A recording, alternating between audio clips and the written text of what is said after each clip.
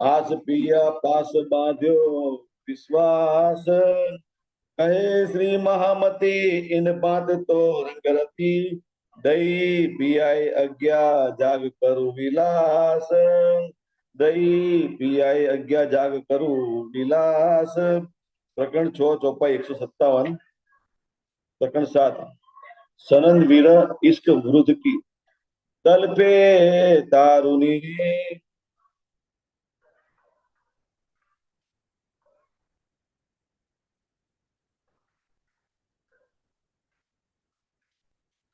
फरमाए श्री सुंदरता जी। तल पे तारुनी रे।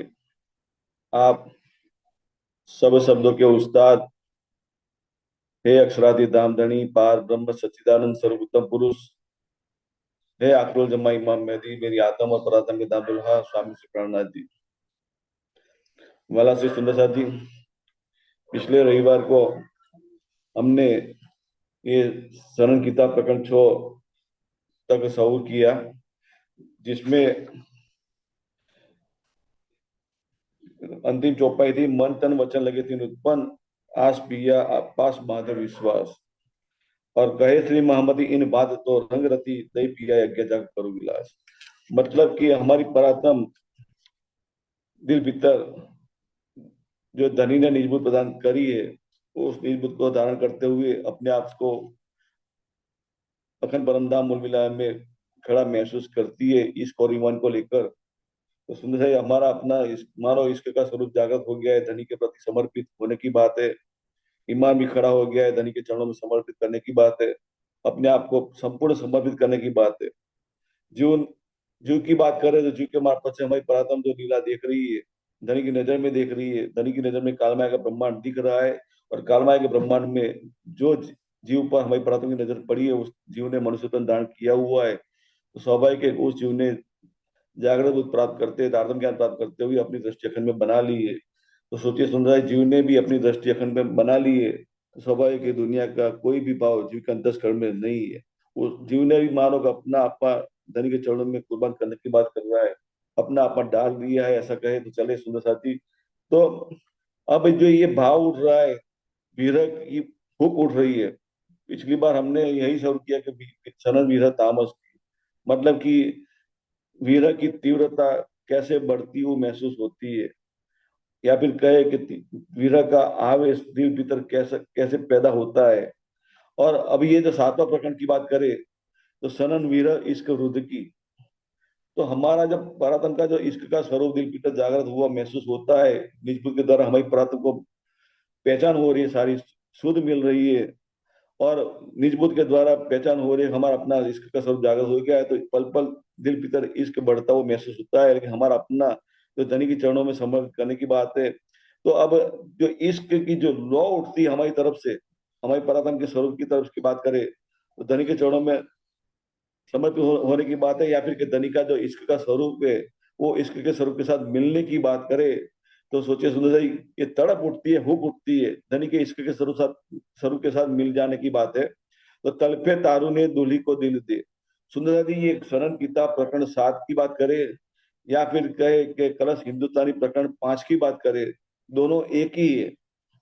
ये जो हम सनन गीता प्रकरण 7 सौर कर रहे हैं, तो मानो कि कलश हिंदुस्तानी प्रकरण 5 नंबर का भी सौर कर रहे हैं। दोनों साथ, क्योंकि दोनों की चौपाइया एक जैसी है, कोई अलगाव नहीं, कोई जुदागी नहीं है। दोनों के भीतर भाव की बात करें, तो कलश की बात करें, तो सोचिए सुंदर भाई कि हमारी परात्म को ये सौर करते हुए समझ में आया कि धनी ने कुरान के जरिए सुपन बुद्ध का कलश रख दिया है, और सुपन बुद्ध के कलश पर जागरूक प्राप्त करते हुए जीव ने भी अपना कलश अखंड में रख दिया है, और जीव की दृष्टि अखंड की तरफ हो गई, ब्राह्मी अवस्था को प्राप्त कर लिया है। तो सच्चे सुंदर से जीव के मार्फत से लीला देखने वाले हमारी पराक्रम की बात करें, तो मानव के निजबूत प्राप्त करते हुए मानव निजबूत का कलश रख दिया है। अब निजबूत का कलश स्थापित हो गया है, तो मानव के दिल भीतर हमारा जो मंदिर का जो स्वरूप है, अब अक्षराई धनी की स्वरूप को स्थापित करने की बात है। और ईश्वर का स्वरूप जो धनी का जो है वो प्राप्त करते हुए दिल भीतर धनी को बिठाने की बात है। सोचे सुंदर है, इसी लिए ये सागर किताब में हम अर्जी करते हैं कि अर्ज तुम्हारा मेरा दिल है, तुम आए करो आराम, सेज बिछाई रुस रुस के यही तुम्हारा विश्राम। ये धनी को पल पल अरज करने की बात है कि मेरा दिल अब मंदिर का रूप धारण करते हुए मानो कि पूरा कलश स्थापित हो गया है। सुपन दूध के कलश पर कुरान का कलश रख दिया, ईमान खड़ा हो गया है अखंड की तरफ। तो स्वाभाविक एक जीव ने जागृत रूप प्राप्त कर दिया, तो मानो कि जागृत रूप का कलश भी स्थापित हो गया है। तीसरा कलश की बात करें तो जीव के मार्फत से लीला देखने वाली हमारी प्रार्थना की बात करें तो दिल भीतर निजबूत प्राप्त हो गई है। तो अपने आप को अखंड में खड़ा में परमधाम में महसूस करती है, धनी के चरणों में खड़ा महसूस करती है। तो मानो कि एक पूरा कलश स्थापित हो गया है, मानो कि दिल रूपी मंदिर निर्माण हो गया है। अब दिल रूपी मंदिर में जो सेज सैया बिछाने की बात है, इश्क रूपी हमारे इश्क का स्वरूप जागृत हो गया है, तो सेज सैया हमारे इश्क की बिछाने की बात है। और वही इश्क सज्जा की बात करें तो उस पर धनी को बिठाने की बात है, धनी का दिल के स्वरूप को स्थापित करने की बात है। तो तलफे तारू ने दुल्ही को दिल दे। अब सोचे सुंदर सी, अब इश्क की बात करें, लेन देन की बात करें, तो दोनों तरफ से होता है। हमारी परातम तो अब समर्पित होने की बात करें, हमारा इश्क का स्वरूप जागृत हो गया है, निजबूत की तरह हमें पहचान हो रही है, सारी पहचान हो रही है। तो धनी के चरणों में समर्पित करने की बात है। तो स्वाभाविक है हम अपने आप को दुल्हन की स्थिति को प्राप्त करते हुए अब दुल्हा को मिलने की बात है। और लेकिन ताली एक हाथ से बजती नहीं है, दोनों हाथ से बजनी चाहिए। तो अब हमने धनी को दिल दे दिया है, हमारा अपना समर्पित कर दिया है। तो मानो कि धनी भी अपना दिल हमें प्रदान करे, या फिर कहे तो मार्फत सागर की पहली चौपाई है, पहले का पहले कहो अव्वल की हक हादी हुक्म, मोमिन दिल अरस में हक के दरे कदम।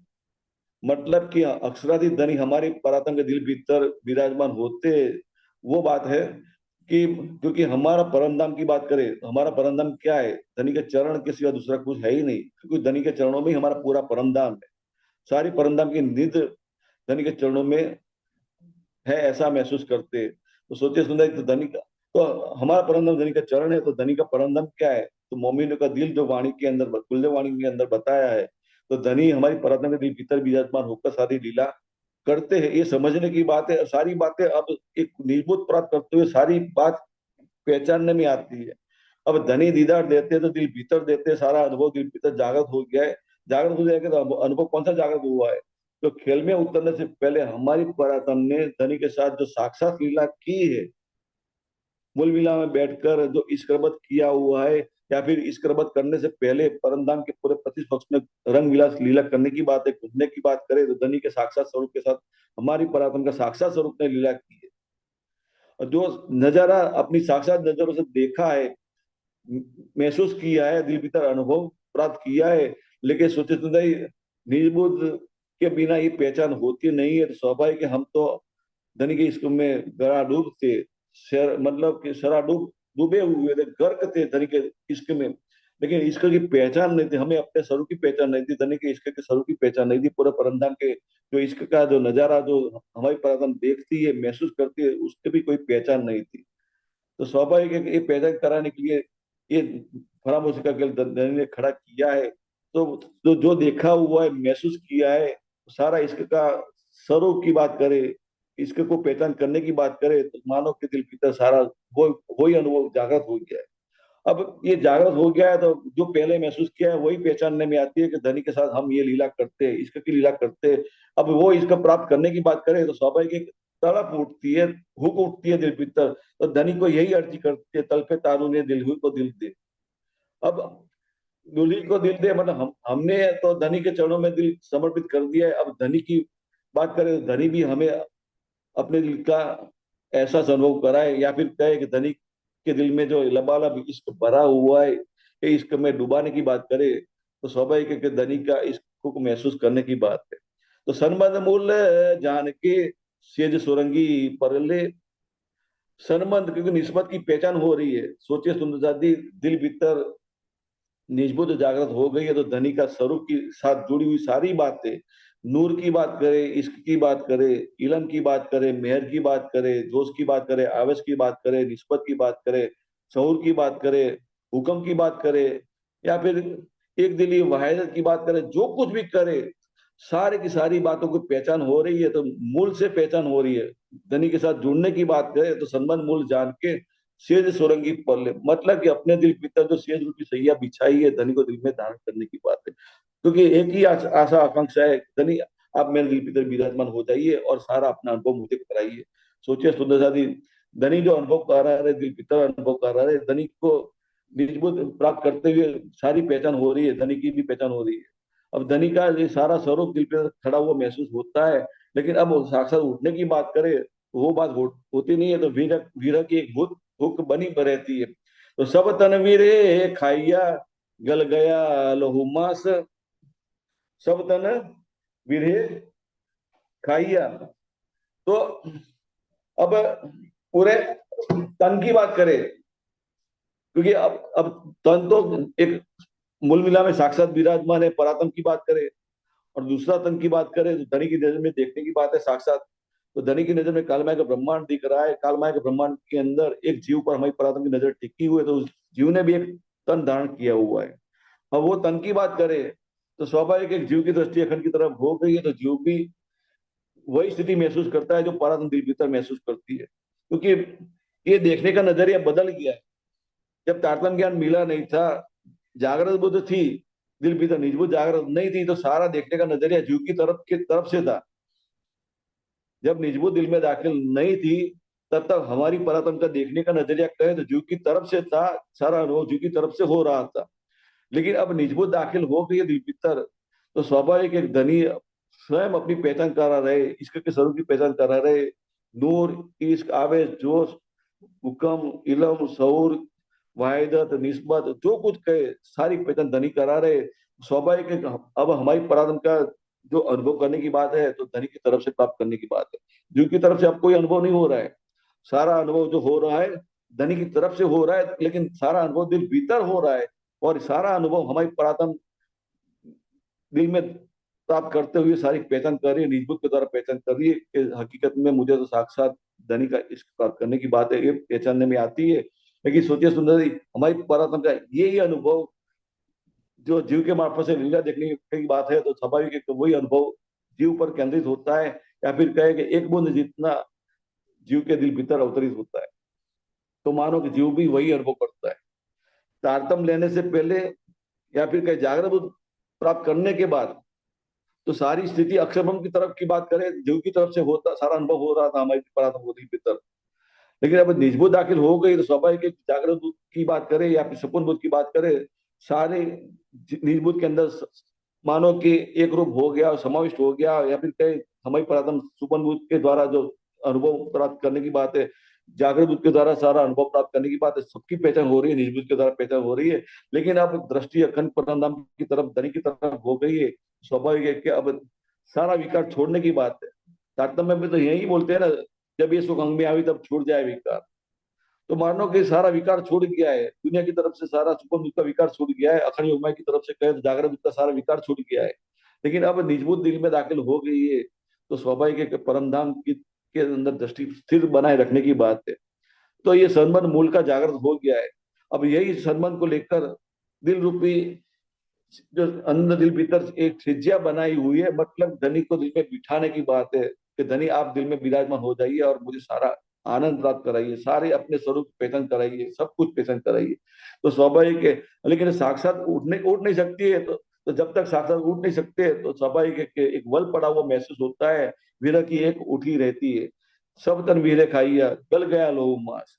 मानो कि एक वीर का एक यज्ञ खड़ा हो गया हो दिल भीतर, ऐसा महसूस होता है। क्योंकि यज्ञ में क्या होता है, लकड़ियां जलाई जाती है जिसको संविधा कहते हैं। संविधा मतलब कि यज्ञ की लकड़ियां अलग से होती है, वो गीली नहीं होती, सूखी होती है। और उसमें घी डालते हैं, फिर जौ, तिल या सब कुछ डालते हैं और होम हवन यज्ञ यज्ञ करने की बात आती है। तो स्वाभाविक वैसा ही कहे तो हमारी दिल भीतर वीर की एक अग्नि उठी हुई है।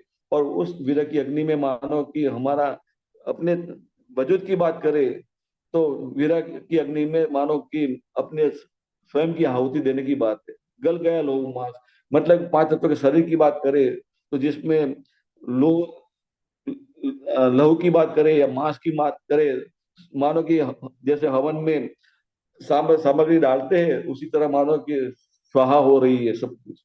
न आवे अंदर बाहर या भी सुखद श्वास। श्वास सुखद, सुखद मतलब सुख गया हो ऐसा महसूस होता है। ये स्थिति ऐसी है सुंदर साथी, क्योंकि पिछली बार हमने एक बच्चे का उदाहरण सौर किया था कि बच्चे के हाथ में खिलौना होता है, खिलौना के प्रति इतना लगाव हो गया होता है, और वही खिलौना हम छीन लेते हैं, तो स्वाभाविक है कि वो बच्चा खिलौना प्राप्त करने के लिए हर प्रयास करेगा, छीनने की कोशिश करेगा, कूदने की कोशिश करेगा, सब कुछ करेगा, रोता रहेगा, बिलखेगा, सब कुछ करेगा, अपनी तरफ से सारा प्रयास करेगा।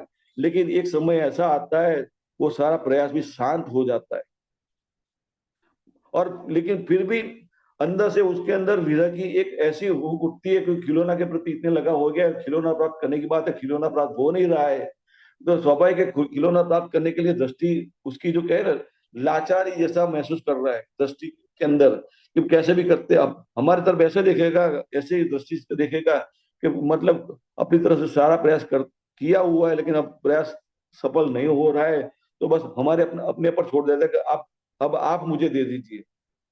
क्योंकि दृष्टि के उसकी दृष्टि ऐसी हो जाती है, ऐसी दृष्टि से हमें देखता है तो मानो हमें प्यार सा हो जाता है कि अब उसको खिलौना दे देते, क्योंकि अब उसको तड़पाना अच्छा नहीं लगता है। ऐसी दृष्टि मायूस हो जाती है, फिर के मासूम जैसी दृष्टि से देखता है हमें। तो इसी तरह कहे तो हमारी पराक्रम की स्थिति भी कहे तो विरह में तड़पते तड़पते हुए कहे तो मानो कि पांच तत्व के तर्क की बात करे तो विरह रूपी अग्नि के अंदर शांत हो गया है, क्योंकि अब धनी की तरफ से होने की बात, हमारी अपनी तरफ से की बात करें तो सब कुछ समर्पित कर दिया है। अब जो कुछ करना है धनी को करना है। सुंदर से सोचिए, एक चौपाई ऐसी है कि दुखते विरह उपजे, विरहे प्रेम ईशक, ईशक प्रेम जब आइया तब नीचे मिलिए हक। ये चौपाई हम सब जानते हैं कि दुखते विरह उपजे, क्योंकि ये दुख और विरह दोनों साथ में होता है।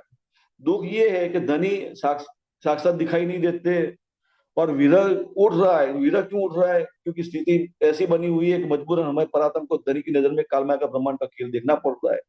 तो स्वाभाविक है विरह की भूख उठती है, दोनों बात साथ में हो रही है। लेकिन फिर क्या है कि दुख से विरह उपजे, विरहे प्रेम ईशक। अब विरह प्रेम ईशक की बात करें तो विरह को प्रेम करने की बात आती है, ईशक तो बाद में आता है, लेकिन विरह प्रेम ईशक, यहाँ प्रेम ईशक दोनों साथ में आती है। मतलब कि हमारी परातम को विरह से अब लगाव हो गया हो ऐसा महसूस होता है, मानो कि घर कर गया दिल भीतर। धनी को के प्राप्त करने की बात एक ही बात होती है, वो कैसे भी करते धनी हमारे दिल भीतर विराजमान हो जाए, साक्षात जैसा ही अनुभव कराए। क्योंकि जब तक ये मजबूरन कालमाय का ब्रह्मांड देखना पड़ रहा है, तो स्वाभाविक है कि हमारी परातम के दिल भीतर धनी विराजमान हो, माया का कोई भी भाव स्थापित ना हो, जब तक ये खेल खत्म नहीं हो जाता। मानो कि घर बनाकर, मंदिर बनाकर धनी दिल का स्वरूप दिल भीतर स्थापित हो जाए, और वही स्वरूप को प्रेम करने की बात आती है। इस पे क्या कहते हैं? वीरे प्रेम ईसक।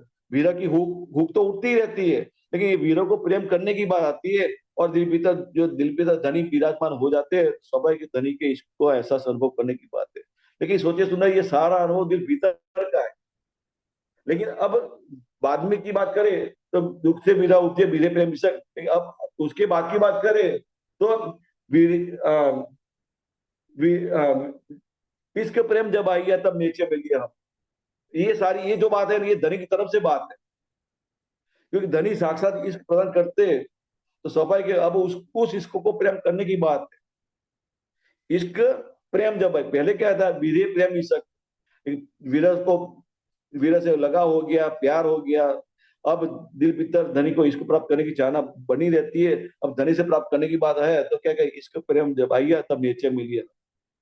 मतलब धनी हमारी परात्म को इश्क का स्वरूप की पहचान कराते हैं, तो स्वाभाविक है कि जो इश्क महसूस होता है, दिल भीतर महसूस होता है, उस इश्क को प्रेम करने की बात आती है। इश्क प्रेम जब आई है तब नीचे मिली है, मतलब कि हमारी परात्म पूर्ण ब्रह्म की स्थिति को प्राप्त करती है। कहे रहे, जीव को स्थिति क्या कैसी हो जाती है?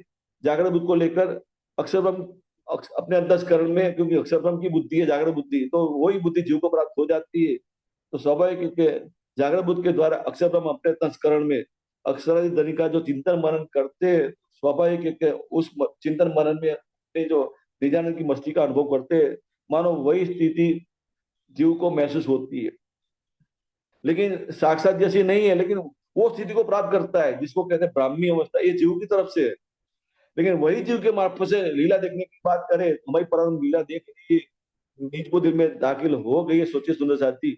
तो निज को दिल में दाखिल हो गई तो सारी पहचान हो रही है, धनी के इश्क की पहचान हो रही है, सब कुछ अनुभव हो रहा है। तो मानो कि हमारी परातम पूर्ण ब्रह्म की स्थिति प्राप्त करती है। हम सुबह में यही तो बोलते हैं ना, पूर्ण ब्रह्म ब्रह्म से न्यारे। पूर्ण ब्रह्म कौन है? अक्षर धनी पूर्ण ब्रह्म है, लेकिन ब्रह्म कौन है? अक्षर ब्रह्म है। तो स्वाभाविक है, अब हमारी परात्म को दुनिया की तरफ से कोई भी लगाव नहीं है, तो स्वाभाविक है अक्षर ब्रह्म की तरफ से सारा अनुभव छोड़ने की बात है। एकमात्र अक्षरादि धनी का अनुभव दिल की तरफ स्थापित करने की बात है।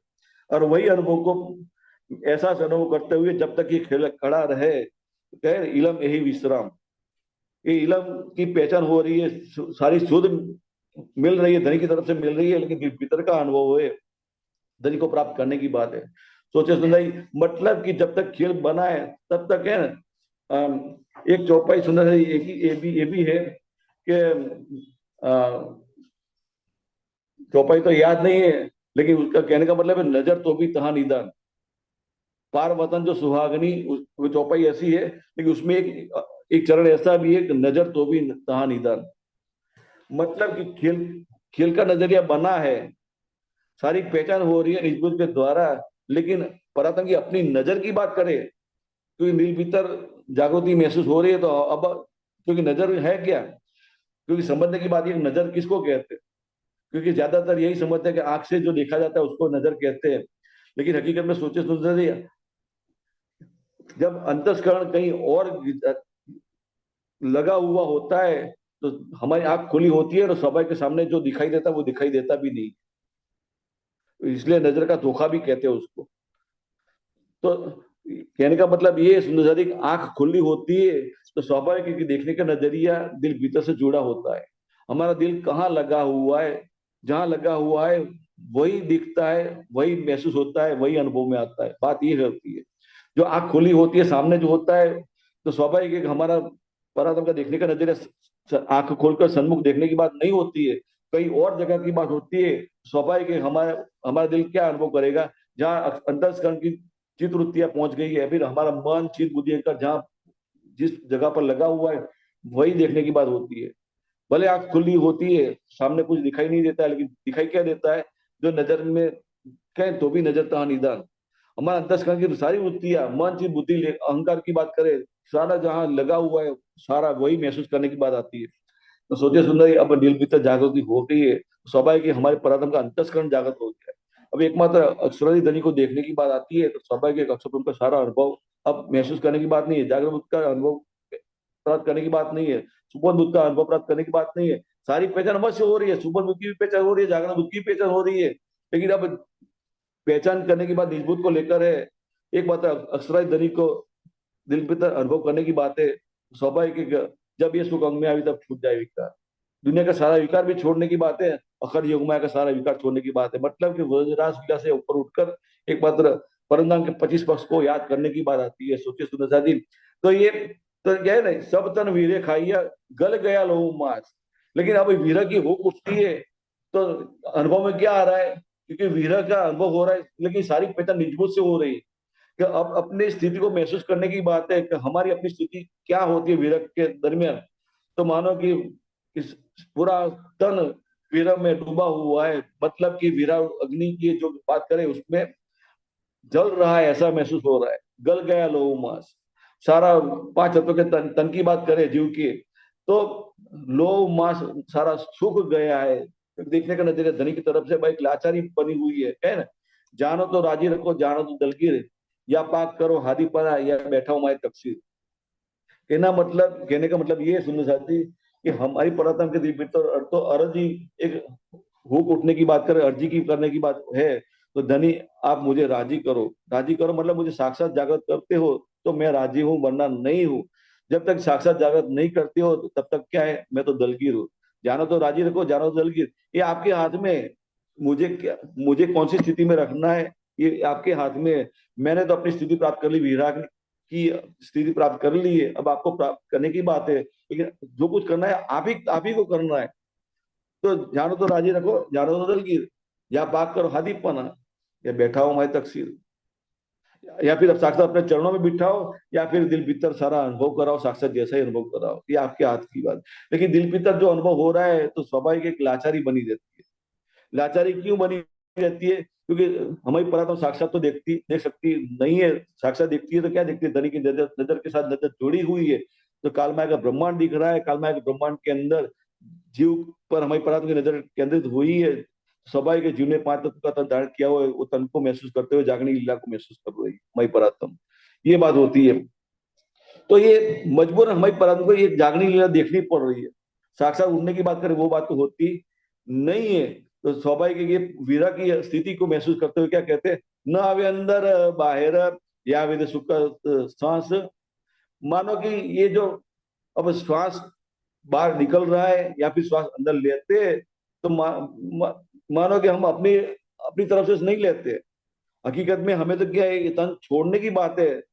यही तड़प बनी रहती है कि सांस निकल जाए फिर अंदर दाखिल ना हो, फिर भी सांस मजबूरन हमारी परात्मा दिल कहे ना तो जीव के तन के अंदर दाखिल होता है, और ये महसूस होती है। लेकिन बात क्या है? या विद सुखद श्वास, मतलब सुखी सूखा हुआ महसूस होता है। हकीकत में गीला कब होता है? जब इश्क का एहसास अनुभव होता है तो दिल गीला हुआ महसूस होता है। जब, क्योंकि सारा अनुभव दिल भीतर करने की बात है। सोचे सुंदर, जब दिल भीतर हमारे पराधन को धनी की तरफ से एक लेयर आती है, मेहर की लेयर कहे ना, वो मेहर का अनुभव होता है।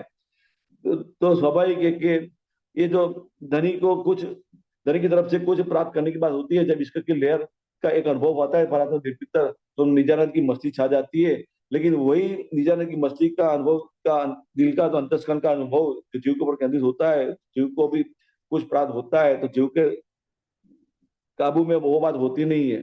तो जीव ने अपने अंतस्करण की बात करें, सारा महसूस तो कर रहा है वो भी, क्योंकि वो भी खुशबू प्राप्त करता है परमधाम की तरफ से, परात्मा की तरफ से प्राप्त करता है। तो वो भी निजानंद की मस्ती का अनुभव करता है दिल भीतर। लेकिन उसने पांच तत्व का तन धारण किया हुआ है। तो स्वाभाविक है कि जीव जो अपने अंतस्करण में महसूस कर रहा है, तो गुणंग इंद्रियों के अंदर भी एक बूंद जितना अवतरित होता है, और गुणंग इंद्रिया भी उस मस्ती में मस्त हो जाती है। और फिर गुण इंद्रियों की बात करें तो अंगों के द्वारा दुनिया के अंदर जाहिर करने की बात करें, तो स्वाभाविक है कि जड़े दर्शन नेत्र ठहरे वचन कहे ठहरे अंग, वो वाली बात हो जाती है। ऐसे सुंदर साथ के संपर्क में आते हैं तो स्वाभाविक है कि उसके संपर्क में बैठते हैं तो हमें ठंडक जैसा महसूस होता है। बिना कुछ कहे, बिना सारा अनुभव दिल की तरफ प्राप्त होता है। मानो कुछ ये इस तन से ऐसा निकल रहा है, या फिर कहे कि ऐसा ऐसा अनुभव हो रहा है, एक औरा जगह है ना पूरे तन के आसपास है। क्योंकि निजानंद की मछली का एक ऑरा फैला हुआ महसूस होता है। लेकिन उस ऑरा के संपर्क में कोई, हर कोई जो कोई आता है उसको ठंडक का महसूस होता है। मतलब कि एक शोभा ऐसी महसूस होती है, खींची खिंचावट जैसी महसूस होती है, और उसके शब्द सुनते हैं तो भी अच्छा लगता है। लेकिन सुंदर ये जहारी दुनिया की लीला को लेकर है, लेकिन हमारी अपनी की बात करें तो धनी का इसका अनुभव प्राप्त करने की बात करें, तो लेकिन हमें क्या महसूस होता है? क्योंकि दुनिया की तरफ से, क्योंकि मजबूर खेल देखना पड़ रहा है, तो सारा लीला फैल कर के पांच तत्वों के तन के द्वारा होता है, जो जीव के धारण किया वो तन के द्वारा होता है। तो अब जीव तन के द्वारा श्वास अंदर आता है या बाहर आता है, सारा सूखा हुआ महसूस होता है। और वही वही तन की बात करें तो हाड़ हुए सब लकड़ी, सिर से पर वीर अगिन। सुनो साथी, यहाँ जो यज्ञ करने की बात आती है, इसमें आहुति देने की बात आती है, समिधा लकड़ियां जलाने की बात आती है, सूखी हुई होती है। तो स्वाभाविक है कि वो हमारे हड्डियां वो लकड़ी की तरह मानो कि वीरा की अग्नि में डालते हैं, ऐसा महसूस होता है। क्योंकि यज्ञ यज्ञ में ये होता है, जैसे लकड़ियां डालते हैं, मानो कि वीरा भी अग्नि अग्नि ऐसी प्रकट हो गई है दिल भीतर, उसमें सारा हमारी सारी हड्डियां जल रही है, ऐसा महसूस होता है लकड़ी की तरह। और जब यज्ञ संपूर्ण होता है तो श्रीफल को होमने की बात आती है, या फिर के फोड़ने की बात आती है। लेकिन सोचे सुंदर ये श्रीफल है क्या? जीव का अपना अहंकार, दूसरा कुछ नहीं। क्योंकि परातन की अपनी की बात करें वो तो निर्विकार है, क्योंकि धनी का ही अंग है। जैसे धनी निर्विकार है, हमारी परातन भी निर्विकार है। परातन की नजर की बात करें, जिसको आत्म कहे तो आत्म भी निर्विकार है। लेकिन वो आत्म या फिर कहे परात्मा की नजर जीव के ऊपर केंद्रित हुई है, तो स्वाभाविक है कि जीव आत्मा अंदर अंधिकरी मिलन तस्कर अंदर वाली वो बात आ जाती है। तो अब लेकिन अब देखने का नजरिया जागृत हो गया है, निजमुत को लेकर धनी की तरफ से देखने का नजरिया बन गया है, धनी को देखने की बात आती है। तो स्वाभाविक है कि ये जीव को अपने आप को समर्पित करने की बात है, जीव की महखुदी छोड़ने की बात है, क्योंकि जब जीव की महखुदी निकल जाती है तब जाकर हमारी पराक्रम का काम बनता है। इसलिए सुंदर साई सोचिए, खिलवत के अंदर धनी ने पहले 5 प्रकरण के अंदर सारी महखुदी जीव की तरफ से छुड़ा दी है। जीव का शरीर का भाव दुनिया की तरफ जो लगा हुआ है, सारा भाव निकालने की बात है। जीव अंतःकरण में जागृत हो जाता है, मतलब अंतर दृष्टि अंतःकरण हो जाती है, अपने आप की पहचान करने की बात आती है तारतम्य ज्ञान के द्वारा जागृत को लेकर। तो अब सारी पहचान आदिनारायण महाविष्णु की करता है, फिर ब्रह्मा विष्णु महेश की पहचान करता है, 33 कोटि देवी देवता की पहचान करता है, दुनिया के तमाम जीव सृष्टि की पहचान करता है और स्वयं की पहचान करता है। स्वाभाविक एक जागृत बुद्ध के द्वारा एक कुलजम वाणी के जरिए अब अपने आप को, जो अक्षर ब्रह्म की बात करें तो अक्षर ब्रह्म की जागृत बुद्ध के द्वारा जो ब्रह्मांड बनाने बिताने की जो लीला करते हैं उस लीला को पहचान करने की बात करें तो जीव सारी पहचान कर लेता है। और अपनी दृष्टि अब जल कमलवत करते हुए, दुनिया को किनारा करते हुए अपने आप को खड़ में खड़ा महसूस करता है। तब जाकर जीव के मार्फत से लीला देखने वाली हमारी परात्म का काम बनता है। मतलब कि हमारी परात्म तो को धनी निजबूत प्रदान करते हैं, वो निजबूत को धारण करते हुए, प्राप्त करते हुए अपने आप को मूल में खड़ा महसूस करती है, अपने मूल तल में खड़ा होने की बात करती है, सारी पहचान करती है, दिल भीतर करती है। तो सोचे सुंदर कि हाड़ हुए सब लकड़ी, सिर श्रीफल विरह अगिन, सारी मैकुली छुड़ाने की बात है। शरीर की अपने नाम को लेकर दुनिया की बात कर सारी महकुदी छूट जाती है, जीव की तरफ से भी महकुद छूट जाती है। जीव के द्वारा लीला देखने की बात करें तो परात्म की नजर की बात करें, जिसको आतंक का है तो आतंक की भी महकुदी छोड़ने की बात है। और परात्म की नजर की बात करें, नजर दिल भीतर जागृत करने की बात है, या फिर कहे कि अब देखने का नजरिया अंतस्कर हो गया है, दिल भीतर का देखने का नजरिया हो गया है। तो स्वाभाविक परात्म को अपना अपनी पहचान होती है। मैं तो मूल में बैठी हूँ तो स्वाभाविक ये खुद की पहचान होती है। लेकिन खुद की पहचान होती है तो पहचान में क्या आता है, मैं तो साक्षात कुछ कर सकती नहीं हूँ। लेकिन कुलजम वाणी के जरिए सारी पहचान होती है कि सब कुछ करने वाले दान के धनी है। तो अब अर्ज विनंती करती है कि धनी आप मुझे साक्षात जागृत कर दीजिए, मुझे साक्षात उठना है। लेकिन सोचे सुंदर, क्योंकि ईश्वरबद्ध की सारी बातें याद आती है तो फेल करने की बात आती है, क्योंकि ईश्वरबद्ध में हमने कॉल किया हुआ है, जागो जगा होगा कि मैं जागृत हो जाऊं तो मैं तुझे जगाऊंगी, तुम जागृत हो जाओ तो मुझे जगाना है। अब ये लेकिन हम अपनी तरफ से कुछ कर सकते नहीं है तो कॉल कैसे पूरा होगा, हम एक दूसरे को कैसे जगाएंगे। लेकिन यहाँ तो हम अपने हिसाब से कुछ कर सकते ही नहीं है, तो स्वाभाविक जगाएगा कौन। तो निजमुत के द्वारा सारी पहचान होती है कि सब कुछ करने वाले दाम के धनी है। धनी ही श्यामा जी को आगे करते हुए कहे ना सारी लीला करते हैं। जागनी लीला को जो महसूस करने की बात करें, दुनिया की तरफ देखने की बात करें, क्योंकि मजबूरन धनी की नजर में कालमा का ब्रह्मांड देखना पड़ रहा है।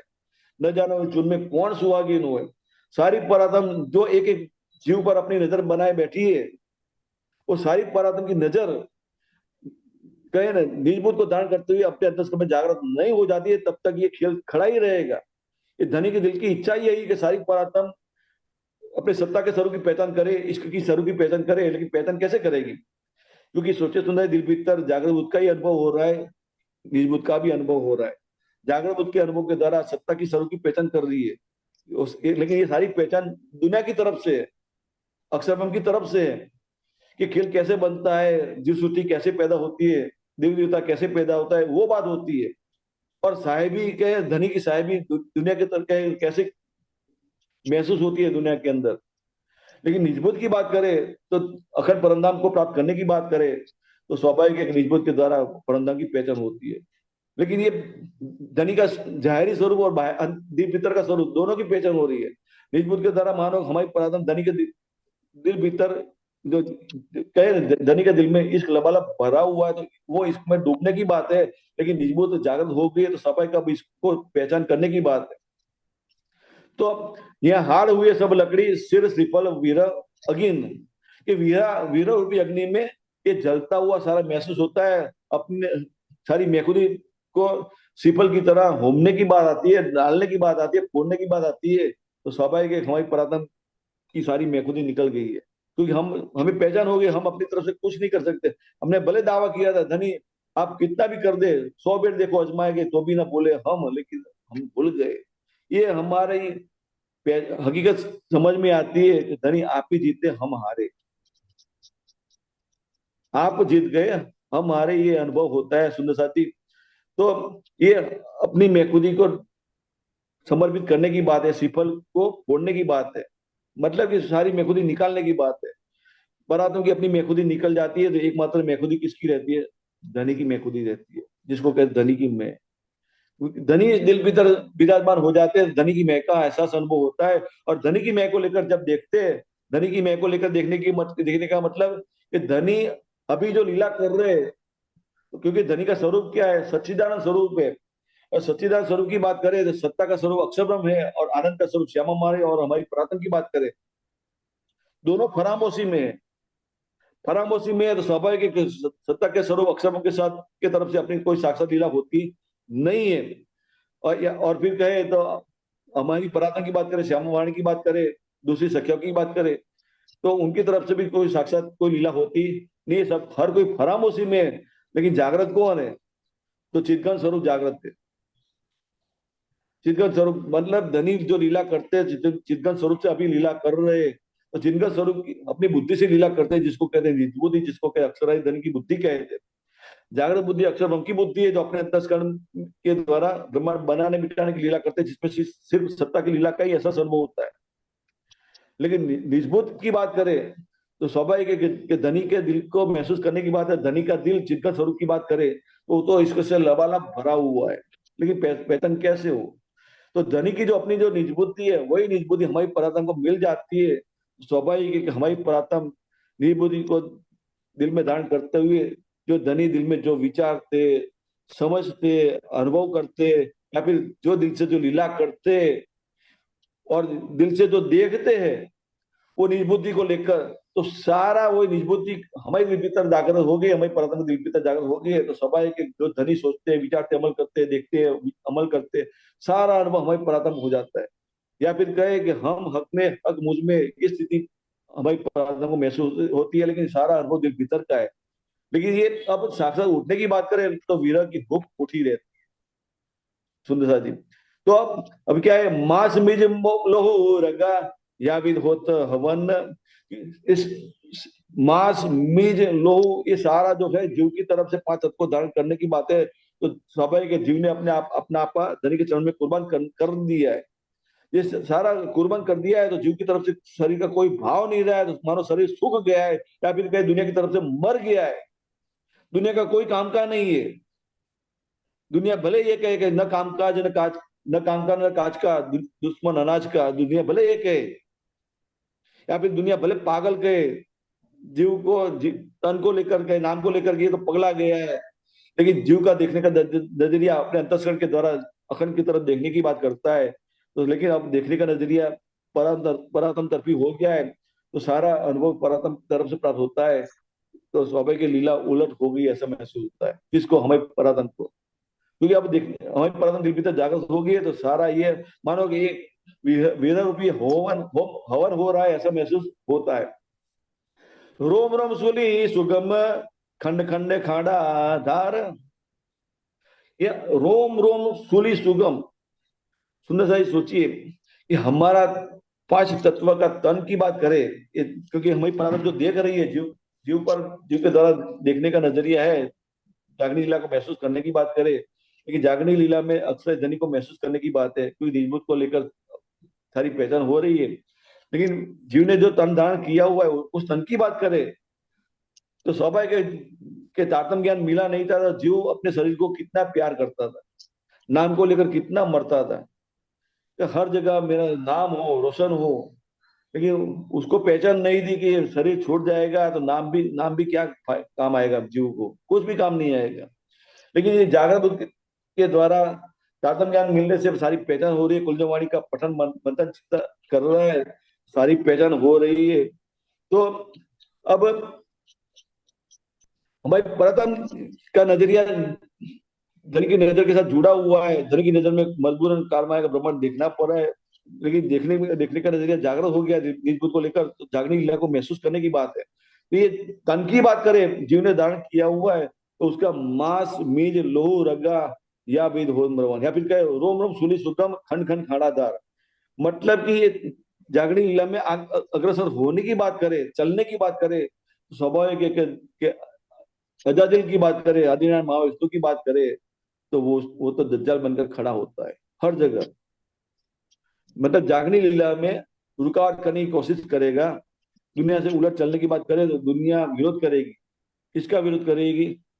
जीव की लीला का विरोध विरोध करेगी, क्योंकि जीव का ही विरोध करेगी। हमारे परात्म का विरोध तो क्या कोई कर सकता? कोई नहीं कर सकता, क्योंकि जीव को जो जाहिर दृष्टि से जो दिखाई देता है, तन दिखाई देता है, तन को दान करने वाले जीव की महसूस अवस्था महसूस होती है, तो स्वाभाविक उसका विरोध करेगा, नाम को लेकर विरोध करेगा, सब कुछ विरोध करेगा। लेकिन उस जीव तन की बात करे तो तन के अंदर जो रोम रोम की जो बात करे, तो स्वाभाविक एक रोम खींचते हैं ना, तो एक दुख महसूस होता है, या फिर कहीं जबान से आहा निकल जाती है। तो ये पीड़ा होती है जब एक कोई रोम कोई खींचता है ना, तो पीड़ा का अनुभव होता है, जीव को में अनुभव होता है।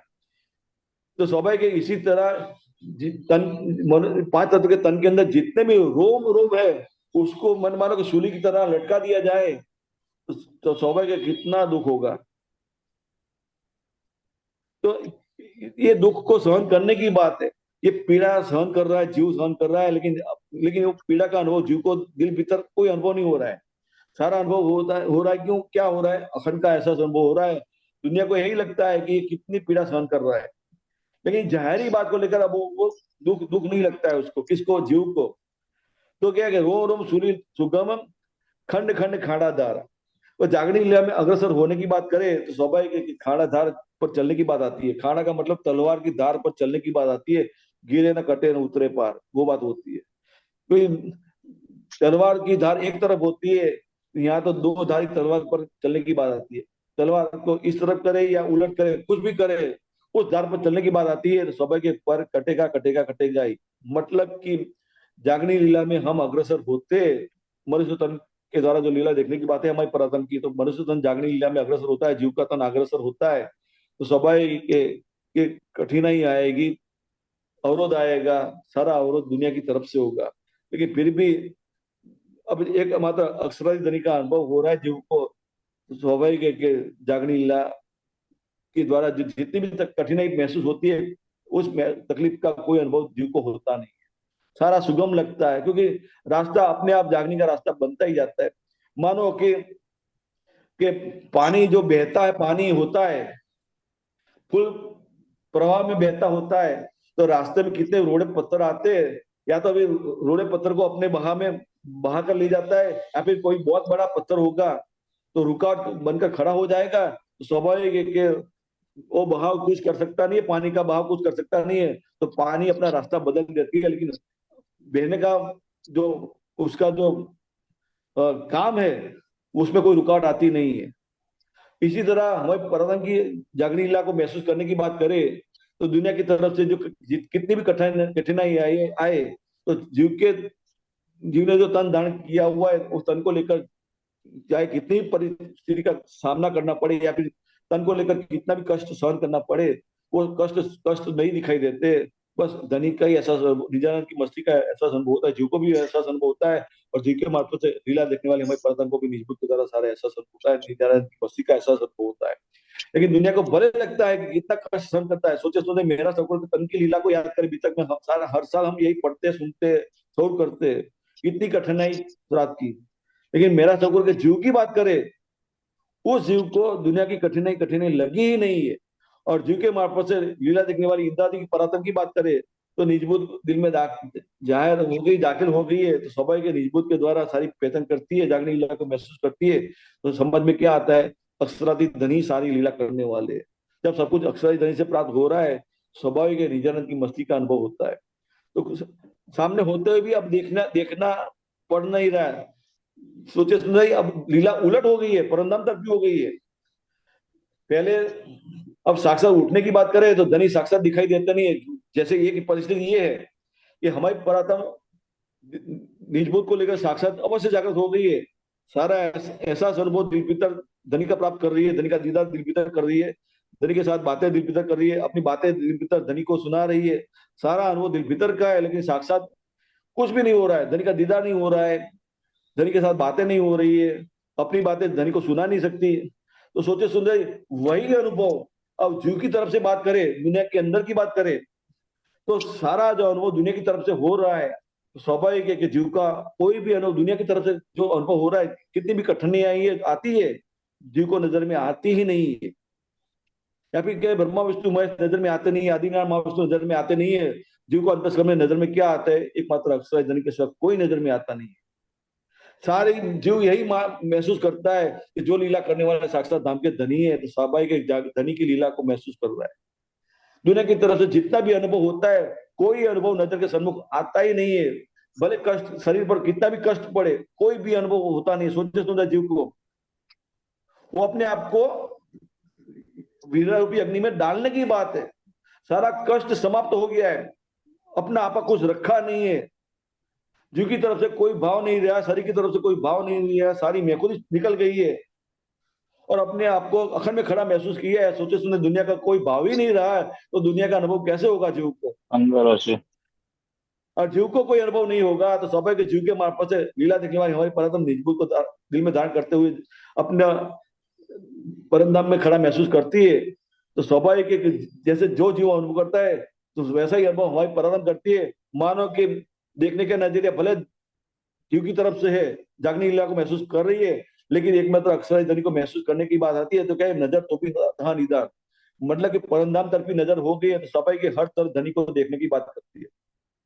दुनिया को यही लगता है कि दुनिया में लीला कर रहा है, लेकिन वो तो अपने परमधाम में मस्त होता है। वो दुनिया में लगता है ये खाना खा रहा है, लेकिन वो खाना खाता है अक्षर धनी के साथ परमधाम में बैठा खाना खा रहा है होता है। दुनिया को लगता है ये स्नान करने के लिए बाथरूम में नहाने गया, लेकिन वो अक्सर में जमुना जी में झीलना करने के लिए परमधाम में धनी के साथ स्नान करने के लिए चला गया, ऐसा महसूस होता है। मतलब कि दुनिया के को यही लगता है कि जैसे हम लीला करते हैं वैसे वो लीला करता है, लेकिन वस्तुतः वो लीला ऐसी नहीं होती है। वो लीला बदल गई है, देखने का नजरिया बदल गया है, सारा अनुभव करने का नजरिया देखने का बदल गया है। तो ये सारा अनुभव हो रहा है धनी की तरफ से हो रहा है, सोचिए सुंदर साथी। तो ये, लेकिन अब साक्षर उठने की बात करें तो वो बात होती नहीं, तो ये वीरा की होठ उठी बनी रहती है। लेकिन अब शांत होने की बात करें तो परातम दिल भीतर शांत हो गई ऐसा महसूस होता है। या फिर कहे इलम यही विश्राम, कि धनी जो दिल भीतर खुदाई इलम प्रदान करते, खुदाई इलम के साथ सारी पहचान जो करा रहे, शौर कर रहे हमारी परातम के साथ, तो स्वाभाविक एक धनी की नजर से देखने की बात आती है। धनी की नजर से मतलब कि धनी के दिल भीतर जो निजबोध को लेकर जो खेल दिखा रहे, तो स्वाभाविक है कि उस निजबोध को लेकर खेल देखने की बात आती है, क्योंकि अब हमारी परातम का देखने का नजरिया धनी की नजर से है। धनी नजर में जो खड़ा है, स्वाभाविक है कि वो निजबूत को द्वारा समझने की बात है। हम अपनी तरफ से नहीं देखते, जो धनी दिखाते हैं वही देखते हैं, जो धनी समझाते हैं वही समझते हैं, और जो अनुभव कराते हैं वही अनुभव करते हैं। मतलब धनी की तरफ से सारा अनुभव हो रहा है। मानो कि धनी की मैं जागृत हो गई दिल भीतर, धनी तू ही है, हमारा अपना अस्तित्व नहीं है। सोचे सुंदर जीव का अपना अस्तित्व नहीं है, तो जीव के मार्फत से लीला देखने वाली हमारी परतम यही समझती है मेरा अपना अस्तित्व नहीं है। अब साक्षात खड़ा होने की बात करें तो वो बात होती नहीं है, धन के साथ लीला करने की बात करें तो वो बात होती नहीं है। तो वीरा की उठी हुई महसूस होती है। इसलिए तो क्या कहते हैं, रोम रोम सुली सुगम, ये सुगम लगती है। चाहे हर एक रोम को पकड़ कर सूली पर लटका दो, लेकिन शरीर कितना कष्ट सहन करता है, तो भी ये कष्ट कष्ट नहीं लगता है। जीव को भी कष्ट नहीं लगता है, तो जीव के मार्फत से लीला देखने वाली हमारी परंपरा को भी कष्ट का अनुभव कैसे होगा? जो अनुभव क्या कर रहा है, अखंड का ऐसा अनुभव कर रहा है कि स्वाभाविक है हमारी प्राथमिक दिल तक धनी का ही अनुभव करती है। दुनिया का कोई अनुभव है ही नहीं। खंड खंड खानादार जागने लीला में बड़े अग्रसर होते, कितनी भी कठिनाई आए कोई कठिनाई दिखती नहीं है, बस धनी का लाड़ प्यार नजर में आता है। कुछ पिया दुख तिनको जो तेरी विरहीन नार, क्योंकि ये सारा जो अनुभव वीरा की स्थिति जो बनी हुई है, सोचे सुना ये ऐसा अनुभव कौन करेगा कि धनी दूसरी सखी को प्राप्त कर, क्योंकि हमारा अपना अनुभव धनी को बताने की बात है, क्योंकि धनी के साथ दिल भीतर बातें हो रही है कि धनी, क्योंकि सारा अनुभव दुनिया की तरफ से बात करें तो जीव को लेकर जीव के तो, जीव ने जो तन दान किया हुआ है, तो तन को जो ऐसा अनुभव होता है, जागने लीला में अग्रसर होता है, कितनी भी कठिनाई आती है, तो जो कठिनाई बातें आती है तो सारी बातें बताने की बात आती है। जीव को अनुभव हो रहा है वो अनुभव बताने की बात आती है, या फिर जीव के मार्फत से हमारी परम जो अनुभव कर रही है वो अनुभव बताने की बात आती है। तो सारी बातें बताती है। तो इसी तरह वीरा की हो उठी है, तो ये वीरा की स्थिति को, अपनी स्थिति बताने की बात है कि धनी मेरी स्थिति को तू समझ, मुझे साक्षात जागृत कर दे, मुझे तेरे साथ साक्षात बातें करनी है, साक्षात बातें मुझे तेरी सुननी है और मुझे तेरा साक्षात दीदार करना है, लेकिन मेरी स्थिति तू समझ, मुझे जागृत कर दे। तो पूछ पिया दुख तिनको, तो मेरे दिल पिता जो विरह का जो दुख खड़ा हुआ है, उस दुख का एहसास अनुभव तू कर और मुझे जागृत कर दे, जो तेरी विरहन नाथ। तो ये दुख दूसरा कौन अनुभव करेगा? जो जल क्या है ना, जल बिन मछली जो तड़पती है, कैसे तड़पती है पानी को प्राप्त करने के लिए, तो वो मछली की अवस्था, तो पानी को किससे जो विरह क्या अनुभव कर रही है, तो वो स्थिति कौन महसूस करेगी? जो दूसरी जो मछली होगी, जो जो पानी से दूर हो गई है और वो भी तड़प रही है, तो स्वाभाविक कि दोनों मछली जो तड़पती है एक दूसरे के एहसास अनुभव समझ सकती है, कि जो मैं एहसास अनुभव करती है वो भी एहसास अनुभव करती है। सोचे सुंदर जाति, हमारी परातम निजबोध को दिल में धारण करके हुए सारी पहचान कर रही है। श्यामाजी महारानी की अवस्था समझ में आती है। इंद्रावती परातम दिल की जागृत होगी है, तो इंद्रावती परातम की स्थिति जो है वो भी एहसास अनुभव करती है। हमारी परातम भी दिल पिता निजबुद्ध धारण करते हुए अपनी अवस्था को महसूस करती है, तो तीनों की अवस्था एक जैसी लगती है, मानो एक दिली हुई ऐसा महसूस होती है ना। आदि मीठे वचन हक के तुम्हें कहेगा रोए रोए। सुनो, ये सारे वचन जो हमारी ये जीव पढ़ रहा है, जागृत बुद्ध को लेकर पढ़ रहा है, तो स्वाभाविक है कि ये जीव जागृत बुद्ध को लेकर अवश्य पढ़ रहा है, अखंड की तरफ दृष्टि करते हुए पढ़ रहा है। लेकिन हमारी परातम निज बुद्ध को धारण करते हुए सारी पहचान क्या कर दी है? श्यामाजी महाराणा की जो अवस्था है, उस विरह की अवस्था को महसूस कर रही है। इंद्रावती की जो परातन की जो विरह की जो अवस्था है, वही अवस्था हमारी परातन दिल भीतर महसूस करती है, एक जैसे ही महसूस करती है। यार हादी मीठे वचन हक्के, ये मीठे वचन क्या है? कुलजम वाणी के सारे शब्द है, हमारा जीव पढ़ रहा है, जागृत को लेकर पढ़ रहा है, लेकिन हमारी पराधन भी निजबूत को लेकर सारे शब्दों की पहचान कर रही है। तो हादी मीठे वचन हक्के कहेगा तुम्हें रोए रोए, मतलब कि श्यामा जी महारानी भी दिल भीतर, उनके अंदर भी तड़प बनी हुई है कि कैसे भी करते हुए मैं साक्षात जागृत होता हूँ। उनके दिल भीतर भी विरह की अग्नि खड़ी हुई है, महसूस होती है, लेकिन खड़ी महसूस किसको होती है? हमारी पराधन को हो रही है। एक शब्द पढ़ते हैं तो आह निकलती है, फूक उठती है दिल भीतर, ओ हाय हाय हाय धनी, कैसे भी करते मुझे जागृत कर दो, मुझे आपका साक्षात दीदार करना है, मुझे आपके साथ मीठी मीठी बातें करनी है, ये मैं कब प्राप्त करेंगे? तो मेरी स्थिति को तू समझ। ये इसलिए क्या कहती है, कुछ पिया दुख तिनको जो तेरी वीरहीन ना। ये बात है। सुंदर सा जी, यहाँ समय हो गया है, चौपाई दोहराते, ये 4 नंबर की चौपाई तक सही रखते। बोलो सी प्राणनाथ प्यारे की जय।